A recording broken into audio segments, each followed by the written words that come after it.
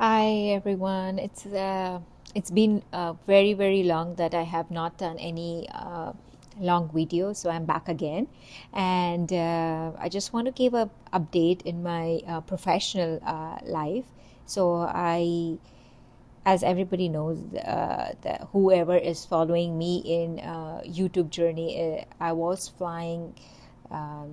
As WestJet flight attendant. Yes, I was, and it is no more. I am. I left WestJet now, and I am with other mainline airline um, within Canada. It is. I just don't want to name it directly this time because I just don't know the policies about. I'm not very familiar with the policies with this company yet, even though it's been more than a year that I'm here. I'm not sure about the policies. I don't want to name the company, but but I can say one thing, that this is the biggest mainline carrier in Canada. So that would give you an idea that which airline I'm talking about. This is almost my, I think, one, two, three, fourth airline, and second in Canada. So, but four initials so far, and initial with this mainline airline that I'm working right now. It is the biggest in Canada, as I mentioned, was the toughest so far in my aviation career. And why I would say that, because I have done initials with some of the major international airlines of the world. Like how I said, I have done it for Qatar Airways, and then I also, in my Canadian aviation, I've done it with WestJet. And there are some other airlines that I did, like in Middle East, I worked for Kuwait, and then I also worked for another one airline. It was a regional airline, so I'm not counting them, but I'm just if I compare it to any initials that I've done so far for all the other companies, I would say that this was the toughest initial that I've ever done, and. Yeah, I would say that this is the toughest initial so far that I've ever attempted. I have not made a vlog for so long due to um, many changes in my life, and this is one of the major change that I had is my career. Without naming the airline, if you would have understood what I'm saying by now, I thought that I'm gonna share some of my experience doing the initial with this airline, and I want to share again some tips and tricks doing the initial for this major airline of Canada.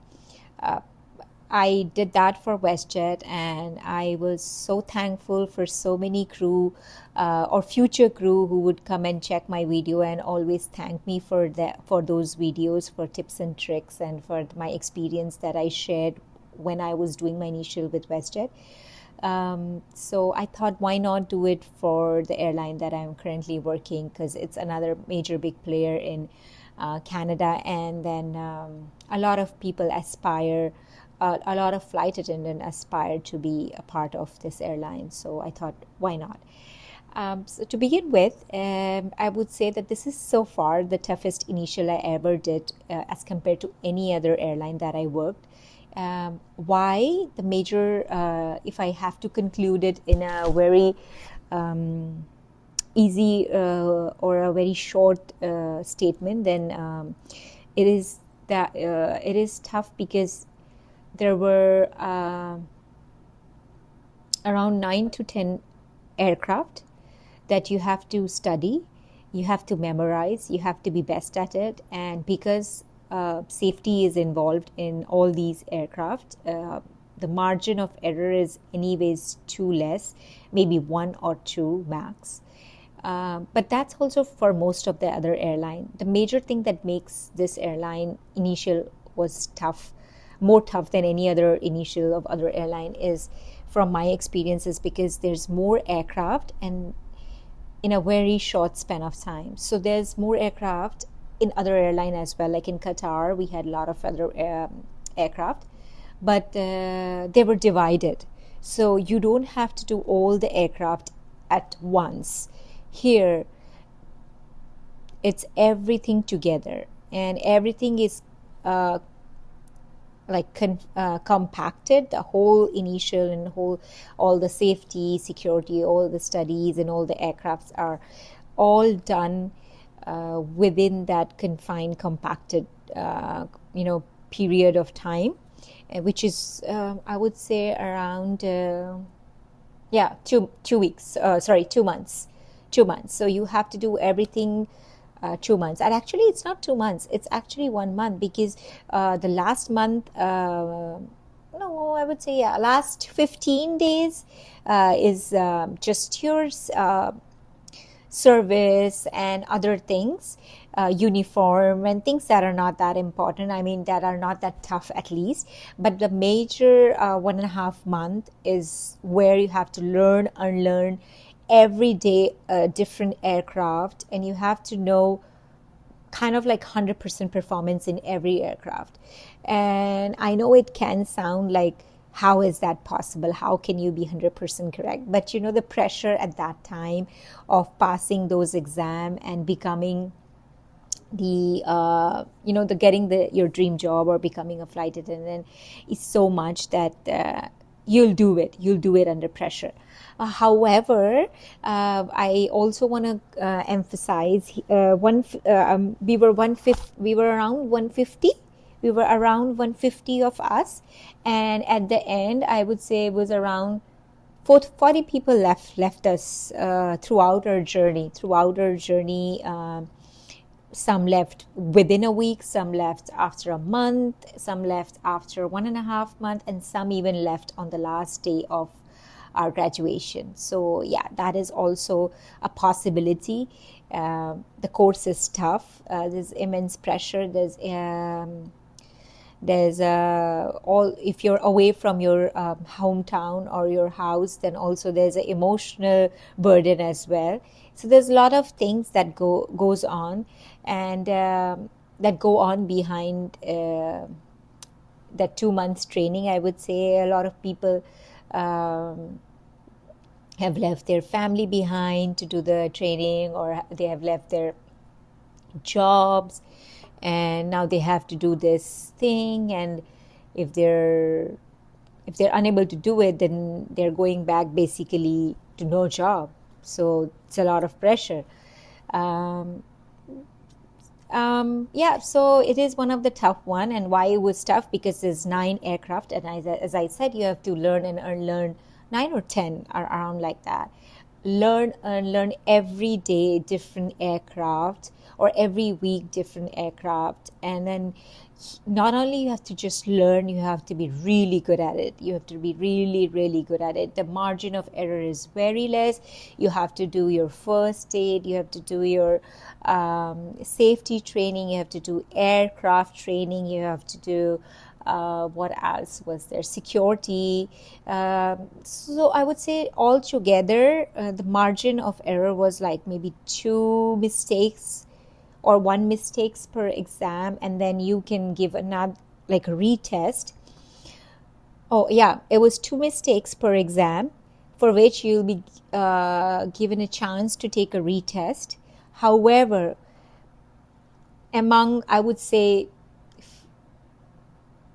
the 30 to 40 exams in all total in 2 months, or maybe 50 exams in all total in 2 months, because there's every week there's an exam. There's always exam. You study something, you give exam. You study something, you give exam. So what I mean to say is, like, it's 2 mistakes per exams that you can do that you are allowed to give retest. However, if it's you can give retest, I think, only twice, and if you are failed on the second retest, then that's it. You go home. That's all. There's no, like, there's nothing. So it's tough. I remember when we were doing the training, there's so many people left our class with tears, and to see your classmates, their dreams are shattered, and they're leaving right in front of you. you're also crying with them. It's tough because some of the people are really good, and some, I would say, are like struggling a lot, but then some of them are not struggling, but it was just not their day that day, and that's it. They were sent home. So there were situations like that, or when there was an amazing candidate, but they failed twice, and for whatever reason, that was not their day, or they just forgot or something. So it's sad. It's sad to let people go, and especially the people you have. Like when you do training for 2 months, you kind of share a bond with each other, and you already start looking forward. Oh, if I fly with this person, it's going to be an amazing experience. He or she's going to be amazing colleague. We're going to have lots of fun together and things like that. And then all of a sudden, in the middle, somebody just leaves you, and then you're like, wow. It's also a reality check for you, because like any moment even you can be sent home. So that is one thing, is very different than what I was used to doing in Qatar. Because in Qatar, if you are once in your training day,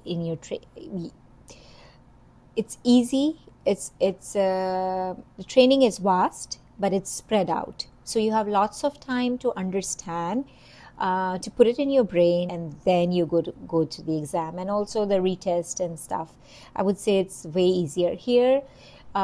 It's a lot of pressure. Why I say? Because you have to learn so many things in such a short span time, and chances of error is less. So I feel like it could be one of the tactics that they want to put pressure on us, to see how we are behaving, or how we are reacting, or how well our brain is reacting to such situation. Because in emergency, this is how you will be. You'll be put under pressure, and you have to make decisions, and you have to evacuate people. You have to do all the correct thing in correct sequence, or at least you have to use your judgment under pressure. You just can't freeze. And I think these are during initial, you feel like how strong you are, because you're put under so much pressure and you survive. So that's how you will feel after completing 2 months of initial with this company, with my current company.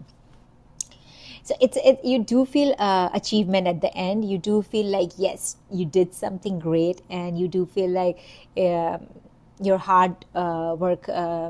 You did a lot of hard work, and you succeeded, and you feel proud about yourself.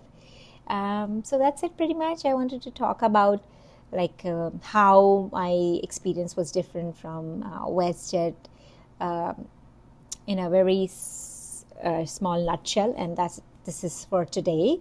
Maybe in future I will do a detailed video about what should you expect for the initial for this major mainline that I'm talking about. It is, again, I'm saying it is Canada's major mainline airline.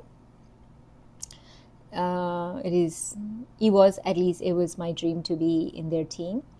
I'm happy to be here. I'm happy to be here, and I'm happy to share my experience with a new FA who want to join, or even any other experienced FA who want to join. So maybe I'll make a second video, or some other time a video about tips and tricks about the initials. What worked for me, what did not work for me with this, specific to this airline that I am talking right now, or I'm talking about right now, or I'm working for at this point. So that's it. And congratulations to all the people who were following me, or who watched my video and who got their offer letter. It is so endearing when they come to my YouTube page and they say, "Yay, I'm getting my offer letter next week, and your video was helpful," or "I'm joining the training next week and your video was helpful." It is really nice. When I was in WestJet, I was excited to see them, because I was like, "Yay, I'll see them when I fly with them." Now that I'm not here, but there will be many other FA, or even like how we maybe if you see me in the airport, we can always say hi, hello, or whatever. And then if you want to join my current airline, yeah, you're more than welcome, and maybe someday we'll fly together. Yeah, so bye for now. Ciao, adios.